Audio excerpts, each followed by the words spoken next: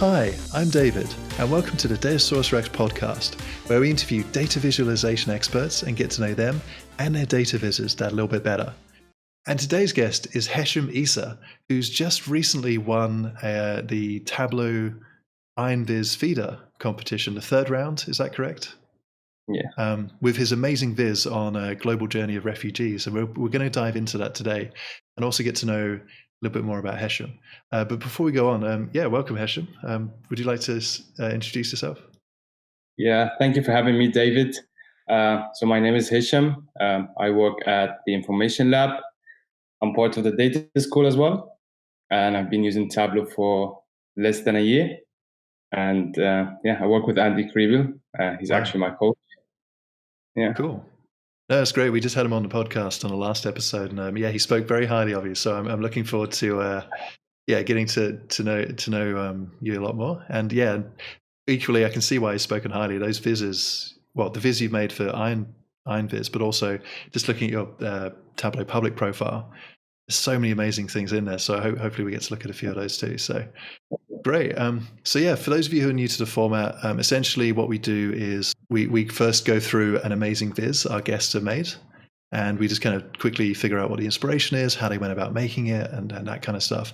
And in the second half, we get into like a rapid fire, quick questions, just so we get to know about the creator as well, which is always valuable. Let's dive in. So I guess the first question is, for everyone who's listening to this, the links to everything we talk about will be below, but also I'll be exploring the viz whilst Hesham talks about it. So if you're on the YouTube if you're on the YouTube video, go check it out, and that's where I'll be looking at it and interacting with it. So Hesham, this is an amazing viz. So what was the inspiration for this data viz? So this viz was actually for the Iron Viz feeder, the last one, and the topic was migration. And the data set provided with, by Tableau was about the resettlement in the US. Not often doing a bit of research, I found that there's a huge databases and tons of data sets out there about refugees, where they start from, where they seek asylum, and where do they resettle eventually. That's when I decided to kind of do the viz, do the whole journey of the refugees, especially after finding out that most of refugees come only from 10 countries. Oh, wow. Yes. Yeah, we can see that in the data. I have to claim ignorance. I didn't know that. So this viz is off to a good start, like making us aware of this stuff. Wow. And then you're saying only 57% of those refugees come from 3 countries. Yeah. Wow. So basically, it was kind of 84% come from 10 countries. Yep. Where 57% come only from 3 countries. Oh, wow. And that was really driven by what happened in Syria. Yeah. Definitely. That's really powerful. I had no idea it was that concentrated.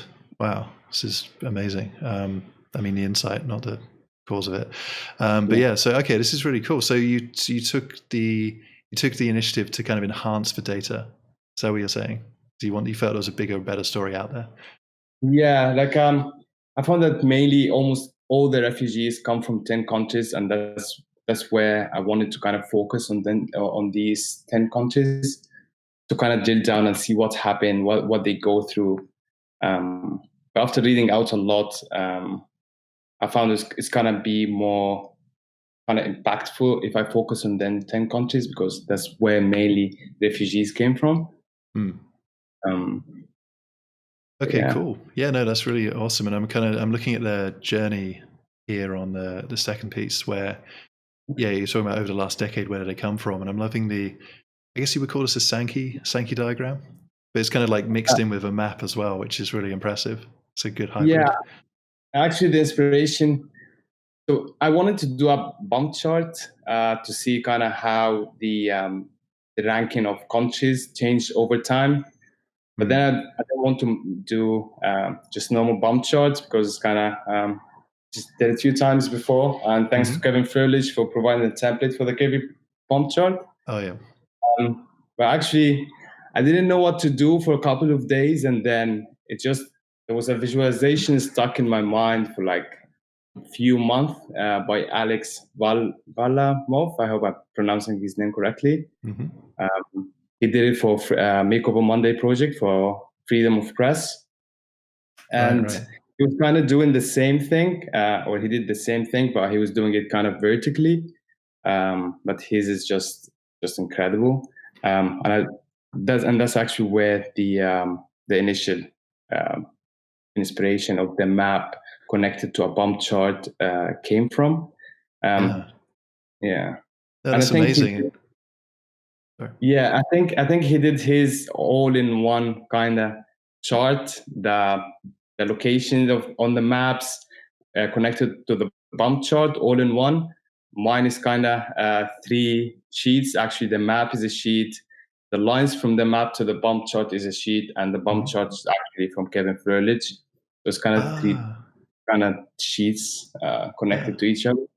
But no, that's fine. And I guess that's great. You're leveraging the transparent background functionality, because this wouldn't be possible without it. So that's cool to hear. And it's also cool to hear, you've been inspired by someone from the community, but you've also, leveraged a great resource shared by someone else from the community. Kev's bump chart stuff is really cool. I'm glad he because I always find it hard to wrap my head around this stuff, but it's great that he's sharing the love, sharing the knowledge. And if it leads to amazing business like yourself, your one being created, that's awesome. It's great to see. It's him and his brother as well. They're doing just incredible templates. The Sankey chart on the bottom of my visualizations from Ken as well. And they made it so easy for them. Even if I maybe I know how to do a bump chart, but why would I kind of spend all this time creating it when they kind of made it so easy for me? So they helped a lot creating these kind of charts so easy.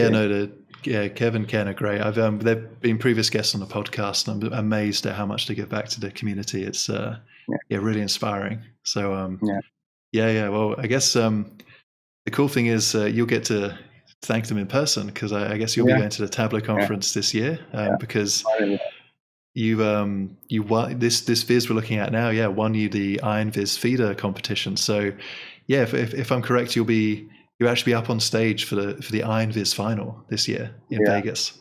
Wow, that's exciting. I'll be up with Lindsay Poulter and Joshua Smith. Wow, that's going to be some tough but good competition. That's. So, are you excited for that, or a bit nervous? Bit of both. Very excited and more nervous. But it's an honor. It's an honor to be there on stage, sharing the stage with those people. Yeah, totally. Yeah, no, it's going to be a memorable experience. I'll be there, sitting there, I'll root for all of you. But that's going to be good. I can't wait to see what you guys make. It looks like quite an experience, being on the other side of it, speaking to a few other people who have participated. So good luck, man. I'm sure if this is the quality of your work, I'm sure you'll be fine. So but no, this is great stuff, and it's really cool to see that you took a great data set and then just saw there was a better story or a more broader story, so you just went with it. So that's cool inspiration. I really like that, because a lot of people, they'll just take the data they're given at face value. But having that more probing, questioning, what's the real big story here? That's great to see that you're digging around for that. So nice. I guess so. The next question is around your data collection. So you said yes, there's the main stuff given by Tableau, but then you enhanced it with quite a few other data sources. Was it easy to find, or did you have to do a lot of work, or was it pretty accessible? I think it was pretty accessible. There are tons of data sets out there, especially from the UN Refugees Agency. And actually for this visualization, I used 7 or 8 data sources. Wow. And was the first time for me to kind of deal with there's so many data sources at the same time. It was kind of as well, I would say, it's kind of so many insights everywhere. I had to kind of jot down what I have, what insights I can get from each data source, so I can just keep myself on track. But I think, there are so many data sets out there, the database out there that you can query data for each country of interest as well. it's not just a data set for all countries. You can just query, for example, data for Syria. You can get out the data set off. Wow, nice. Okay, so but that's great to hear that these kind of data's out there, and it's just in its raw format. But again, people like yourself can just bring it to life, make it accessible to thousands of people. That's again cool to see from not only the Data Viz community, but also like Tableau Public. So that's great to see that you're doing that kind of stuff. Because I often find a lot of organizations, they're like, yep, we got the data, but people don't really know what to do with it, or they kind of poke it a bit and they kind of just get bored. But you've made it really engaging and told an awesome story with us. So this is cool. And anyone who's listening or watching, I highly encourage you to go through it, because I'm not gonna do it justice just scrolling through on the screen today. It's there's a lot of thought and consideration and so many insights in this data. So I highly encourage you to go check it out. So with this, how did you go about approaching it? Because it is quite long, but there's definitely, I can feel there's a lot of consideration behind it. So how did you go about that? Did you find all the insights first, or did you just kind of sketch out what you wanted to tell? I'm really curious to see how you went about making this big viz. So I don't usually sketch. Maybe I sketch out my ideas if I know what exactly I want to do. But for this viz, I wasn't sure exactly what will happen. But what really helped me is that after reading out, like as I told you, I went to the UN Refugees Agency to get some data. They kind of release a yearly annual report of what basically happened in the world, the refugees increased or not, what usually happens if there was main incidents out there. And it was kind of layout, because it's kind of process people go through. Something happens, war, or you get attacked by whoever, and then you gotta originate from somewhere. So that's what was kind of my initial step, that I want to show the countries where people kind of flee from. But then came up the visualization by Alex, and that's when I decided I want to kind of visualize it in a map to kind of add spatial context. It's not just a ranking with countries' names on there, because many people don't know where are those countries. Where's Palestine? Where's Afghanistan, for example? It was kind of interesting, actually, is that Colombia was one of the top 10 in 2019, but they're not anymore one of those top 10. Right. Yeah, and then, but given that, it's just rankings is not adding some deep analysis of what actually the actual numbers. So I wanted to add this spatial context in the ranking, and also kind of those slope charts where people can find, figure out the actual numbers and the actual percentages and how much they make out of the whole world. But then, sorry. No, you can totally see that, because with your slope chart, you can suddenly see the huge increase in from the Middle East, mainly from Syria. And overall Asia's relatively flat, but it's still not a great, they should all be going down, but we can see that. Yeah, you're right. Whereas a ranking just will give no context. So it's cool. Exactly. I think it's just the map with the bump chart is kind of making giving a spatial context with an overall view of what usually happened. You can see that Syria increased a lot, but doesn't give the actual insight, the actual number. So that's why I kind of added this last bit in chapter 1. But then I was planning to go straight away into the settlement section, but then in real life, actually, people go and seek asylum first. So that's why I kind of wanted to include that chapter within my visualization. And but then actually, while going through the annual reports, I found out a lot that usually in the annual reports, they put the quotes, what happened, and I was really inspired by that, and that's why I wanted to kind of include it in my visualization, to kind of add some kind of to hear these voices, because so many people don't hear these voices and they don't know what they actually go through to reach that point where they resettle. Totally, and it's really interesting to see the way you've broken it out, to have But it's great story structure. Like, where did they come from? Where did they first go? And then where did they end up? It's, yeah, and I guess it's great that you've processed a lot of qualitative information too, to kind of understand this, which is great. They're not just, people aren't just numbers. You've actually taken the effort to really understand them and get more context. That's a really cool approach too, that, yeah, you've actually gone deeper and read qualitative data as well. Cool. No, that's really amazing. There's so much data you had to process, both qualitatively and quantitatively. And I love the way you've structured it. You know, there's like a start, middle, and end of the journey for these refugees. And yeah, the way you've dedicated a lot of text as well, but not too much, but enough that, you know, if people want to keep knowing a bit more, get a bit more depth, they can. So yeah, I love the way you've given all this information without overloading people too.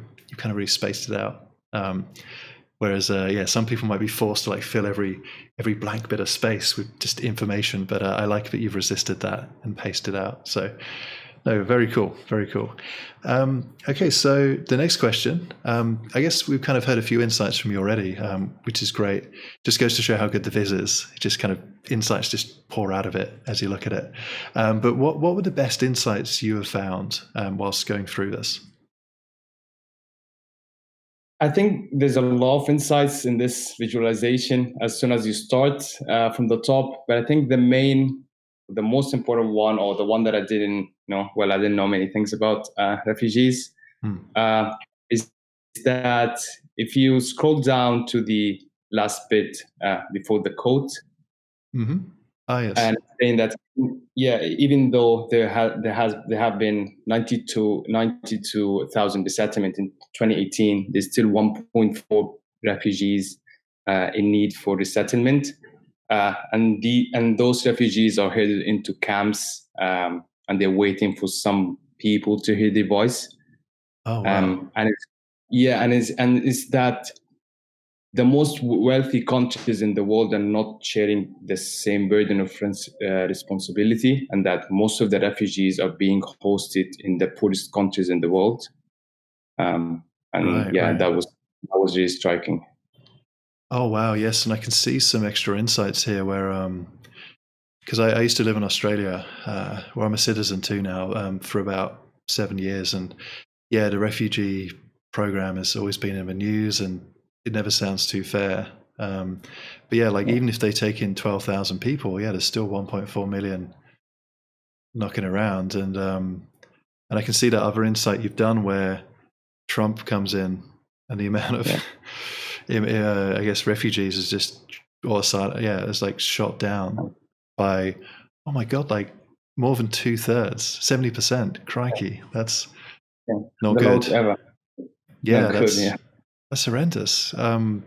But yeah, but again, like you're bringing this to light. Again, you hear like, oh, it's okay, it's a little bit bad, but to see it being confronted with these kind of stats, oh, yeah, that's not good. But then on the flip side, at least it's positive relatively positive with the other insight I'm seeing from your great Viz with Justin Trudeau when he got into office. I guess it went up, but I think, but the insight you've made, the biggest point is that's not even touching the sides. Yeah, like overall, wait, am I reading this right? Yeah, 92,000 settled, but there's still 1.4 million. Because of Trump's ban, you can see that Syria, the top of the heat map below the US, they actually disappeared. Before Trump came, they took, I would say in 2016, the heat map, if you hover over, and took 12.5 thousand Syrian refugees. But in 2018, they took only 62 refugees. 60? Just 62 refugees. That's ridiculous. Yeah. Like, wow. The heat as well kind of being dimmed as soon as we get closer to when Trump took office. Yeah. Because same with like Myanmar, it's like red, taking them in, and then just wow. Well, no, this is cool. I'm going to have to pore over this more. But again, this is a really powerful insight. And I love that you've brought this to life in this way. And it's not just, yes, you've got that high level figure, which is great, but you've also shown the trends over time in a very clear way. Right, no, this is really cool. I'm definitely going to have to spend even more time looking over this now. Thank you. Okay, so Here's a different question. So, when you were building this, did you learn any new skills?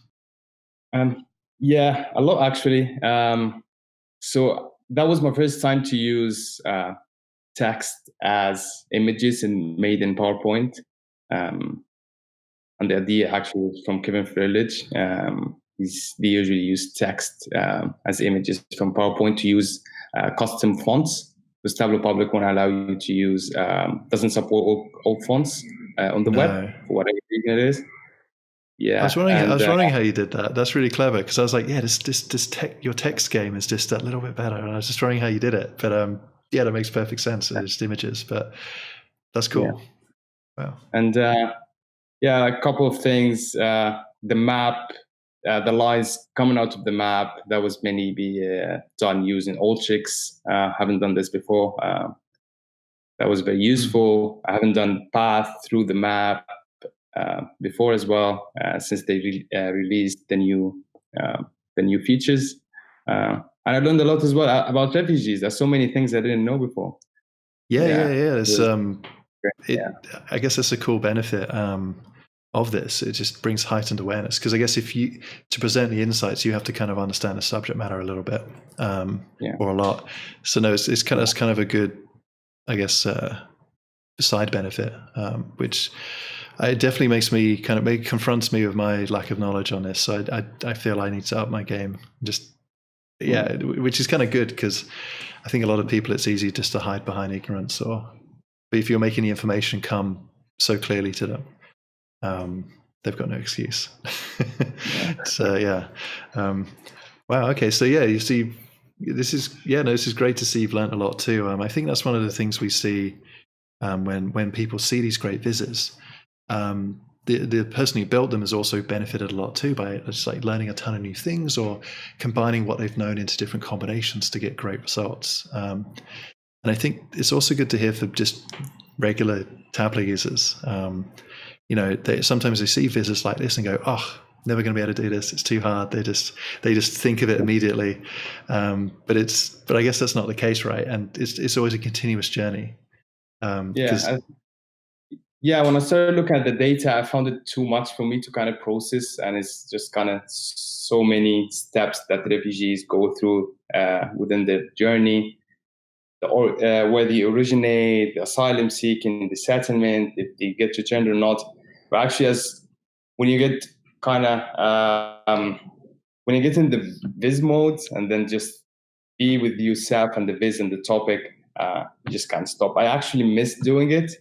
Yeah, I really miss doing it. Yeah, I feel like I'm not busy anymore since I finished doing it. But yeah, it's kind of a great journey. Yeah. Wow. Yeah. No, that's cool. It's it's good. I guess good to see that payoff for that time investment too. I mean, not only did you win the Iron Viz, but yeah, you've got these new ways to solve problems or make vizzes with other challenges you get in the future. So yeah, maybe we'll see you deploy some of these at the Iron Viz contest. Yeah. Great. Okay, so yeah, what project is next for you? Are you just going to brush up for the competition, or have you got more things in mind? My next project is going on stage. I don't know. I have like a long list of projects I want to do, but actually now I'm kind of having a break before the main competition.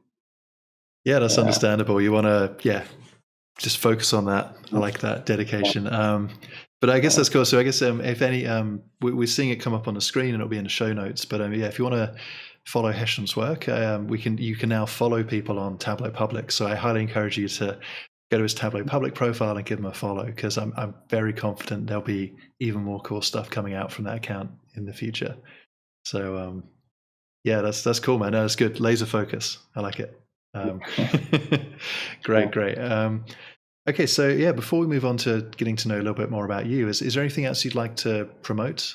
There are actually a couple of things I would like to promote. So in case someone wants to donate at some point and they don't know where to do that or who needs it, the UN Refugees Agency are really in need of donations to kind of provide people who are living in the borders in tents with clothes or with new tents, or even to kind of secure some resettlements for them. So if someone is kind of wondering where to donate, these people really need it. And I didn't know that before. I just knew that while kind of doing my biz. Wow. But yeah, that's good. We'll put that. I'll put that right at the top. I think that's let's get some more donations in. I'll chip in too. I just got paid, so I'll make sure I contribute to that. And also, I would like to promote Operation Fistula, who are on a mission to kind of end the obstetric labor. An obstetric fistula is basically a childbirth injury that results from a prolonged obstructed labor. And even though there has been many surgeries now, there's still over 1 million women in South Africa and South Asia are really still suffering from it. So actually, they are quite active in the community and they use Tableau and Ultrix as well. So I would encourage people to kind of connect with them and follow them on Tableau Public. And if someone is going to the Tableau conference, they can reach out to them as well. They would be there. Oh, they'll be at the conference. Okay, cool. Yeah, that's great. Yeah. And we'll make sure there's a link to that too. I guess that's there's always other issues which result around from a lot of this refugee stuff. So that's a very noble cause to promote. Thank you. Okay, so now we're going to move into the rapid fire questions so we get to know Hesham a little bit more. Because I always feel, there's the people behind the Viz are just as interesting as the Viz themselves. And we'll always start off with an easy one, but I think I might change this question moving forward because we get a similar response. But pie charts, Hesham, do you love them or loathe them?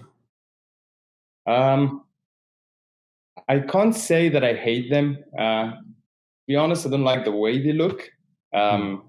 They might serve a purpose, which I don't know what it could be, but they might serve a purpose. You never know. But I would say if I really want to use one or I have to use one, I would use a donut chart instead.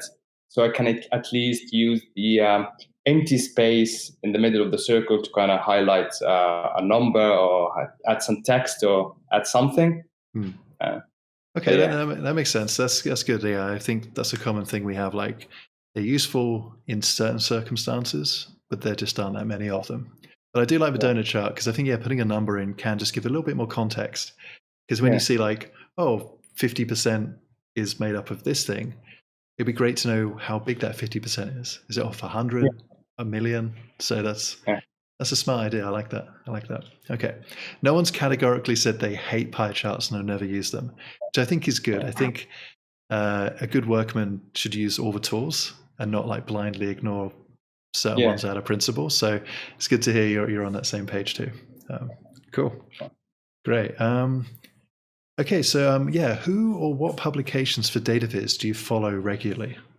Sounds like the Flelage brothers are. Actually, being on Twitter allows you to kind of be aware of what's going on. If even people that you don't follow or you don't even know they exist, you can see their work because everyone in the community kind of retweets someone's work if they're good, if they're providing something new. If you ask me about something specific, I would say I like Andy Zalorna's Tableau Tip Tuesday. I always kind of wait for it. It's kind of a quick tip and they always provide a video for it as well. Ryan Sleeper's Playfair newsletter are so good as well.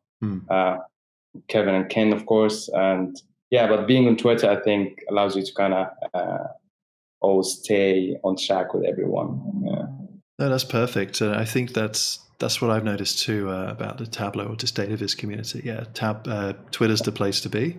And I guess if people start following you, and I think your Twitter's up on the screen, they just see who you're chatting to or engaging with. They follow them, can follow more, and I guess before people will know it, they'll just get plugged into the DataViz community. But I think it goes to the testament too of how everyone's willing to share stuff. They're not just posting to show off; they're posting to share or contribute or brainstorm. So, that's cool to hear that you're engaging with that too, and it's just everyone benefits from that, which is great. Nice, cool. No, okay. So I think I already follow those. So, but if anyone hasn't, who's listening, definitely go follow all those, and we'll put links to those too down below. Oh, okay. So this is always an interesting question. What is your number one Tableau trick for people who are just starting off with Tableau? Number one trick, I would say, because sometimes I kind of struggle with going through all the sheets at the end of my dashboard and kind of remove all the borders from each sheet, keep on clicking on each border to kind of remove each border. That they can just format one sheet, kind of duplicate it, and then if they want to add new sheet, they can duplicate it, and then they can clear out the sheet, and then they can start with a new sheet, but with the same formatting as the old one. I see. So find the formatting you like, and then just duplicate it out from that, rather than at the end. Okay, I like that. Yeah, because it's smart. Like you do 10 actions to change it, rather than 10 times however many tabs you need to change later. Okay, cool. So what is your favorite chart type? Or do you have one? Yeah. I think the favorite chart type for me is the one that fits the data. Depends on what I want to show. Always depends on the case. But I'm always into kind of anything that's circular. So I like scatter plots because they kind of allow you to kind of see 2 dimensions easily. And you can add another dimension. You can add size, for example. That's the 3rd dimension. You can add color, 4th dimension. You can add some text, for another dimension. You can add a lot of things. You can dual axis. You can have like 7 dimensions. And you can do this with other charts, but with scatter plot, it's kind of looks more clean, more easy to kind of understand. But unfortunately, you cannot always use scatter plots. But yeah, it depends, I think. Yeah, but no, that's fair enough. There's again, like you said, right tool for the job. But yeah, I guess if you can use a scatter, that's good, because I do like them too. If you give the user like hopefully they can understand it straight away, or if you just nudge them a bit, like everything in the top right quadrant is good, everything in the bottom left is bad. You kind of give them this kind of like set of rules to understand all these complex data points. Whereas if you just show them like 1,000 dots or 100 dots, and they're like, what am I looking at? It's you're empowering them to kind of help discover, like figure it out. So, okay, that's cool. Okay. No, I think a few other people have said bubble or scatter. So it seems, I think that's like the front runner right now. So you're definitely in a good space with everyone else. So, so you mentioned Alteryx. So other than Tableau, what other tools do you use when you're doing your data vizzes, like Alteryx? Alteryx, Tableau Prep. Sometimes I'm more fast on Alteryx. For the past 5 months, I have been using both almost every day. Just mainly Tableau and Alteryx. Cool. Okay, so it's more to kind of wrangle the data. So you kind of trust Tableau to make it look good and be interactive, but you're using Prep and Alteryx to kind of get the data in the right way. Okay, and you mentioned PowerPoint as well, right? Just to kind of get some of the images. Cool. Exactly. That's kind of given. PowerPoint's kind of given. No, I like that though. It's a good hack. I think it's one probably a lot of people aren't aware of. But yeah, if you want a bit more control over your text, or build some kind of simple isometric shapes, then it's great to do. Save as, and then whack them into Tableau. So I definitely need to do a bit more of that. I guess I'm a Photoshop guy, but I think doing it more simply would probably be better. It'd save more time, I think. So yeah. Great. Okay. So what was your first version of Tableau? Like, when did you start using it? 2018.3. That's kind of new. Wow. That's when they introduced set actions, density marks, I think, and some navigation buttons and actions. I didn't experience the dark dark period of no LEDs or something. Those were dark days. Wow. Wait, so hang on. I'm just going to bring up your public page. So you're telling me so in the last year and a half, you've made all these incredible data vizzes, because I looked through all of them and they're all like fascinating and really interesting. Like, That's incredible. Yeah, I knew about Tableau last year in October or November, something like this. But then I had some kind of family news, so I had to go back home into 3 months, but then started using it properly this year in January or February. That's when I started using it properly, and then started applying to the data school. But yeah. Crikey, that's so incredible. That's so inspiring. Like, you've only been using it for what, 10 months, and here you are, like, building all these amazing, like, complex but beautifully designed dashboards. That's really inspiring. I love it. So speaking of the data school, we had Andy Kriebel on the podcast last episode, and he actually spoke of you specifically and very highly of you about your inspiring journey, or how you actually got into that and kind of past it. So I was wondering if you wanted to give us your perspective on getting into the data school. So when I knew about Tableau in October, November, I applied to the data school, and then I was invited for an interview in January. But by that time, I didn't prepare that much to get into the data school, which is something I'm not proud of. But then when I applied, and when I went to the final interview, they mentioned that I have to kind of work and kind of give it another go to kind of improve. And then they want to see me, what I would come up with. And that's when I decided to kind of dig deeper into Tableau. And that's actually when I decided to be out there more in the community and kind of interact with people. And that's actually when Kevin Flerlich reached out to me. And then the first thing he said to me, "Hey man, you're doing a great job. Keep it up."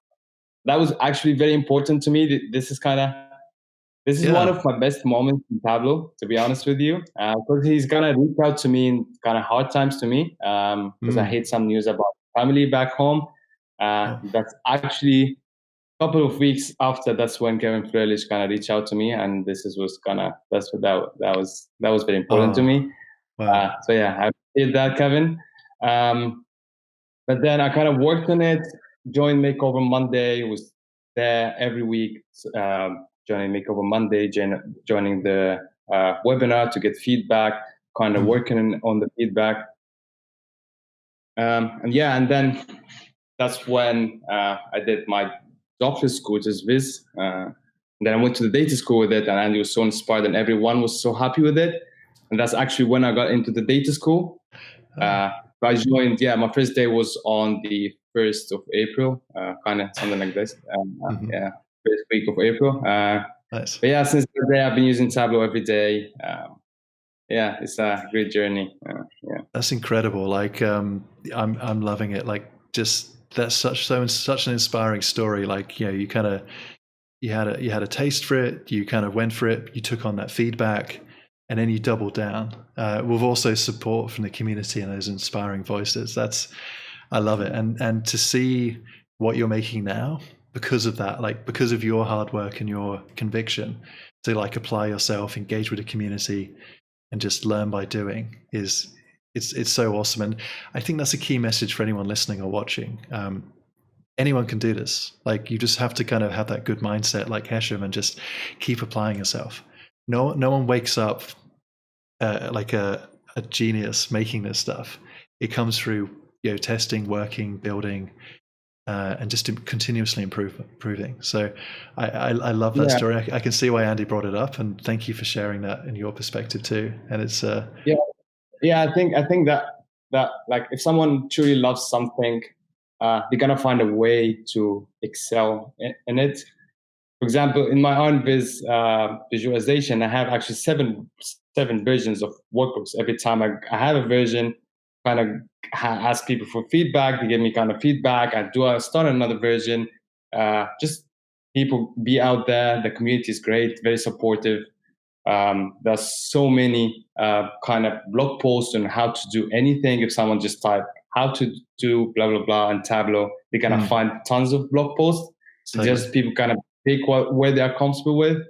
And just be out there. The community is very supportive. So kind of It's get one that. of the, I mean, apart from the product itself, it's one of the best features of Tableau, the community. It's Yeah, exactly. which is great. And no, I love it, man. So going from starting to being on the stage at Iron Viz in the same year, that's I don't know anyone else who's actually can claim credit to doing that. So amazing work, really, yeah, very impressive.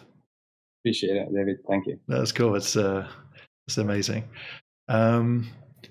Okay, so yes, I guess you're kind of you haven't gone through the dark days of Tableau, but equally you still use it loads. So, is there any feature you feel is lacking, which you may like to see? I'm gonna give you two. Okay. One is I would love to kind of create my custom shortcuts. So Tableau has shortcuts, but then I would like to kind of create my own shortcuts with the ones that I'm comfortable with. The other one is would go to formatting. I think I would love to kind of select multiple containers in a dashboard and kind of move them around if they are floating, of course. That's gonna save a lot instead of doing the same process again and again. One at a time. Yeah. Yeah, and if we have actually like some kind of extra fonts, that would be awesome. Yeah. Yeah, no, they're all great features. I would love to see those too. If they're not in the Tableau feature request, I guess voting thing, we should totally put those in. And let the community upvote them. Excellent. No, I love that. Great suggestions. Okay, so we've actually we've reached the end of the questions. So before we go on and wrap things up, Hesham, do you have anything else you'd like to share or talk to the audience about before we finish? Yeah, I want to thank you for having me, David. I appreciate that. I'm so happy when you reach out to me to kind of do the podcast with you. And I want to thank everyone from the data school and the information lab. So I wouldn't be there without them. I want to thank everyone from the community as well for the support. There's just great people. And specifically, I would love to kind of thank Kevin and Sarah Balflit for the just continuous support since the beginning. They deserve all the best. No, that's amazing. Very lovely words, and I'm sure they'll appreciate that when they see this. Yeah, no, man, this is really cool. I loved having you as a guest. I've learned so much. It's inspired me even more. Every time I speak to a guest, I'm just like, oh my god, like I feel I get like imposter syndrome. But this is cool. It's a testament to your great stuff. So no, thank you for coming on. Thank you for being so generous with your time and letting people understand like how you made this and like what inspires you and your journey. And that's it for this episode. Thanks for listening. Be sure to check out the show notes below for everything we've covered today. And if you're new to the podcast, consider subscribing to stay up to date on all the latest episodes. Also visit Datasaurus-Rex.com/welcome to see all the other data visualization content we have to help you out. Till the next time, thanks for watching, and thank you, Hesham. Thank you, David.